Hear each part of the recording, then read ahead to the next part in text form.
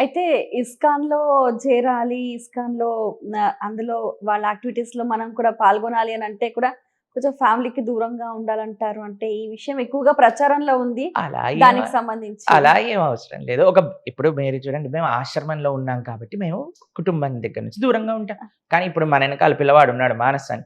ఇంట్లో ఉంటారు. వాళ్ళ అమ్మగారు, నాన్నగారు మంచి సేవ చేస్తాడు, చదువుకుంటాడు. ఇప్పుడే జాబ్ కూడా వచ్చింది. అలానే భక్తి కూడా చేస్తాడు. మంచి కీర్తన చేస్తాడు. అలా ఓకే. 2 మీరు సాంసారికమైన జీవితంలో మీ బాధ్యతలను సక్రమంగా చేస్తూ కూడా భక్తి చేసుకోవచ్చు. భక్తి మార్గానికి, కుటుంబానికి దూరంగా ఉండడానికి ఎటువంటి అవసరం లేదు.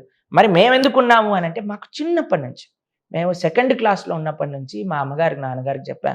అమ్మ, ఈ జీవనం పూర్తిగా కృష్ణుడికే. మేమింకా సాంసారికమైన వ్యవహారాలలో పడదలుచుకోలేదు. మా విద్యాభ్యాసం అయ్యి, మీకు మీ అనుగ్రహం వచ్చేంత వరకు మాత్రమే ఇక్కడ. దాని తర్వాత మా గురువుగారి, ఆచార్యుల యొక్క సేవలో, భగవంతుడి యొక్క కైంకర్యంలోనే ఉండాలి అని చిన్నప్పటి నుంచి మాకు ఆశ ఉంది. అలాంటి నేచర్ మాకుంది కాబట్టి మేము అలా భగవంతుడి యొక్క కైంకర్యంలోకొచ్చాం. అసలొక భగవంతుడిని ఎలా దర్శించాలి? ఎలా సేవించాలి? ఎలా నామాన్ని మననం చెయ్యాలి? మీరు చూడండి, ఒక విశేషం ప్రభుపాదుల వారు గురువుగారు ఒక విషయం చెప్తారు. భగవంతుడిని చూడాలనుకోకు. ఎట్లా భగవంతుడి సేవ చెయ్యి అంటే, భగవంతుడే నిన్ను చూడాలనుకోవాలి. ఆ! రైట్. మనం ఏం చేస్తాం? అందరిని తోసేసి నేను ముందుంటాను, నేను ముందుంటాను, ఆ! నేను లైన్‌లో ముందు చూడాలి, భగవంతుడిని నేను చూస్తే హ్మ్. నాకెక్కువ ప్రభుపాదుల వారి గురువుగారు అంటారు, నువ్వు చూసినంత మాత్రం చేత భగవంతుడు అర్థం కాడు. భగవంతుడు నిన్ను చూడాలి అనేటట్టుగా నువ్వుండు. అలా ప్రవర్తించు. అలా 10 మందికి సహాయం చెయ్యి. మంచిగా మాట్లాడు. అందరితో ప్రేమగా ఉండు. అప్పుడేమవుతుందంటే, అయ్యో! నేను చెప్పిన మాటలను వినే ఇంత మంచి పిల్లవాడిని నేను చూడాలి అని భగవంతుడు మన కోసం వస్తాడు. అది భక్తి భావన అంటే. భక్తి అంటే మనం చూడటం కాదు. దేవుడు మనం చూసేటట్టుగా మనం జీవించాలి. రైట్. ఇది అది చాలా అత్యంత ముఖ్యం. బావుంది. ఈ లైన్ బాగా నచ్చింది.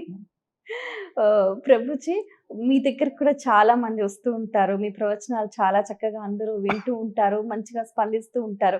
ముఖ్యంగా గోవు, గీత, గంగ మన భారతీయ సనాతన సంప్రదాయంలో వీటికి ఎక్కువగా ప్రాధాన్యత స్థానం ఉంది.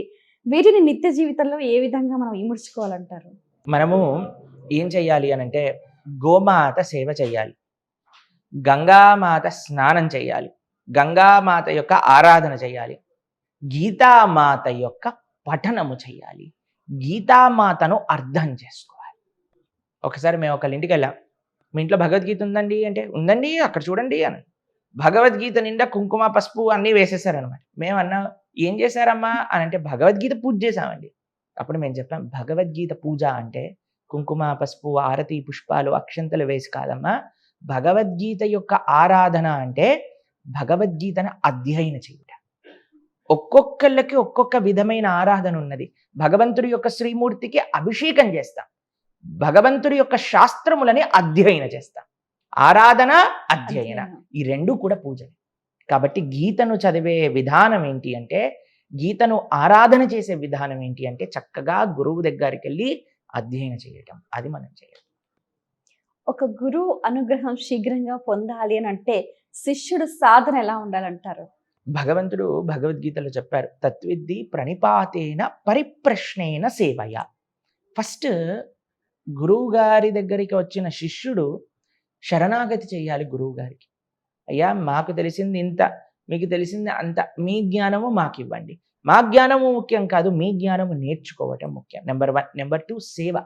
దాని తర్వాత గురువు గారి యొక్క ప్రవచనములు విని ఏమైనా ప్రశ్నలు ఉంటే వాటిని అడిగి వాటికి సమాధానం తెలుసుకోవటం. ముఖ్యంగా ముందు శరణాగతి, సేవ, దాని తర్వాత ప్రశ్న. ఈరోజు అందరూ ప్రశ్నిస్తారు, సేవ చేయరు. సేవ చెయ్యి, సరెండర్ అవ్వు, ప్రశ్న అడుగు, సమాధానం వస్తుంది. ఆ సమాధానము ఆకలింపు అవుతుంది. లేకపోతే ఆకలింపు. సమాధానాలు ఎన్నో వింటాం, కానీ ఒంటికి పట్టదు. మెడిసిన్ వేసుకోవటం ముఖ్యం కాదు, ఆహారం తీసుకోవటం ముఖ్యం కాదు, వంట పట్టాలి కదా, అది ముఖ్యం. అది ఎప్పుడు వస్తుంది? గురువుల యొక్క అనుగ్రహంతో వస్తుంది. అలా శ్రీల ప్రభుపాదుల వారు ప్రపంచమంతా భ్రమణ చేసి అందరికీ గీత, భాగవత, రామాయణ, శ్రీకృష్ణ భగవానుడి యొక్క విశేష జ్ఞానాన్ని అందించిన గురువులు. వారి యొక్క ఆశ్రయంలో, వారి శిష్యుల యొక్క చక్కటి మార్గదర్శకంలో మనందరం కూడా నడవాలి అని, మీకు మీ ప్రేక్షకులందరికీ ఒక ఆహ్వానం తప్పకుండా రాధా మదన్ మోహన్ మందిరం ఇస్కాన్ అబిడ్స్ రండి, దర్శించండి, ఆ భగవంతుడి యొక్క పరిపూర్ణ కృపా కటాక్షాలు పొందండి. ప్రభుజీ, ఇస్కాన్ అంటే అందరిలో ఉన్న భావన ఏంటంటే వాళ్ళు భగవద్గీత బాగా ప్రచారం చేస్తారు, హరే కృష్ణ నామాల్ని బాగా జపిస్తూ ఉంటారు. ముఖ్యంగా ఇస్కాన్లో మధ్యాహ్నం ప్రసాదం చాలా అద్భుతంగా ఉంటుంది, కమ్మగా ఉంటుంది అని. తీసుకునే ఆహారం వ్యక్తి జీవితంలో ఎటువంటి ప్రభావం చూపిస్తుంది అంటారు? మనం తీసుకునే ఆహారంలో ఒక వంతు మొత్తం కూడా మన మనస్సులా మారిపోతుంది. ఒకటి ఎనర్జీగా మారుతుంది, 2 బ్లడ్గా మారుతాయి, వివిధ విషయాలు చెప్తారు కదా. అట్లనే ఒకటి మనస్సుగా మారుతుంది. భగవంతుడికి నివేదన చేసిన సాత్వికమైన ప్రసాదం ఎప్పటికీ కూడా మన మనసుని బాగా చేస్తుంది. మీకు ఒక చిన్న ఉదాహరణ చెప్తాను. మీరు ఇంట్లో ఎన్నోసార్లు దధ్యోజనం చేస్తుంటారు. తిరుమలలో క్యూ లైన్లో వచ్చిన దధ్యోజనానికి ఏంటి విశేషం చెప్పండి? అబ్బో, అది కమ్మగా అమృతంలా ఉంటుంది. అవునా కాదా చెప్పండి? ఎందుకు? భగవద్ నివేదన కాబట్టి. ఇప్పుడు మీకు ఒక విషయం చెప్తాను. మీరు ఎప్పుడైనా మడితో భగవంతుడి యొక్క పూజ కోసం ప్రసాదాలు నైవేద్యాలు తయారు చేశారనుకోండి, ఏమీ రుచి చూడకుండా భగవంతుడికి నివేదన చేశాక తీసుకున్నారనుకోండి, అన్నిట్లో ఉప్పు కారాలు అన్నీ సరిపోయినట్టు మీకు ఎప్పుడైనా గోచరించిందా? చాలాసార్లు చెప్తారు, వ్రతం రోజు మడిగా చేసిన రోజు అరే అన్నీ బాగున్నాయి, అసలు ఉప్పే చూడలేదు, అయినా సరే ఎలా బాగున్నాయి. ఎందుకు అని అంటే మనము భగవంతుని ఆలోచిస్తూ వండుతాం. ఈరోజు అరే దేవుడికి నైవేద్యం పెట్టాలి, నైవేద్యం నైవేద్యం అనే భావన మంచి చేస్తుంది. ఇంకో ఉదాహరణ చెప్తాను. ఎవరిని అడిగినా మీకు అందరికంటే ఇష్టమైన ఆహారం ఏంటి అంటే మా తల్లి చేసింది అని చెప్తారు అందరు. అవునా కాదా చెప్పండి? అమ్మలందరూ కూడా వెళ్ళి ఏమైనా 5 స్టార్ హోటల్లో ట్రైనింగ్ చేసుకొని వచ్చారా చెప్పండి? చాలా సింపుల్గా అన్నము పప్పు రసం కూర ఇదే చేసేది. అయినా సరే ఎందుకు నచ్చుతుంది? అమ్మ ప్రేమతో చేస్తుంది కాబట్టి. మనం శరీరము టేస్ట్ని కాదు పొందేది, అందులో ఉండే ప్రేమని. కాబట్టి మనస్సుకి ఆహారానికి డైరెక్ట్ సంబంధం. ఏ భావనతో వంట చేస్తున్నాం, ఏ భావనతో వడ్డిస్తున్నాం, ఏ భావనతో స్వీకరిస్తున్నాం, ఎవరికి పెట్టి స్వీకరిస్తున్నాం, వీటన్నిటిని మనం చూసుకోగలిగితే చాలా బాగుంటుంది. ఎందుకు ఇస్కాన్ మందిరంలో ప్రసాదం చాలా బాగుంటుందంటే భక్తులు కృష్ణ పరమాత్మ పైన ప్రేమతో చేస్తారు, ప్రేమతో నైవేద్యం పెడతారు, ప్రేమతో అందరికి ఇస్తారు, ప్రేమతో స్వీకరిస్తారు. కాబట్టి గోవింద అంటే నిజంగా పాపాలు పోతాయా అండి? గోవింద అంటే కేవలం పాపము పోవటం కాదు, పాపము చేసే ప్రవృత్తి పోతుంది. పాపము పోవటం గొప్ప విషయం కాదండి. ఇప్పుడు చూడండి, ఒకసారి స్నానం చేసాం, ఇక్కడ ఉండే ఏమంటారు మురికిపోయింది, మళ్ళీ మురికి పట్టదా? పడుతుందా లేదా చెప్పండి? ఏ స్థితి రావాలి అని అంటే మళ్ళీ అసలు మురికి పట్టని స్థితి రావాలి, పాపము అంటుకోని స్థితి రావాలి, పాపము చెయ్యకూడని స్థితి రావాలి. శంకర భగవత్పాదాచార్యుల వారు భజగోవిందం భజగోవిందం గోవిందం భజమూఢమతే సంప్రాప్తే సన్నిహితే కాలే నహి నహి రక్షతుడు. ప్రపంచంలో ఏ సాధనము మనల్ని రక్షించలేదు, భగవంతుడి యొక్క నామస్మరణ.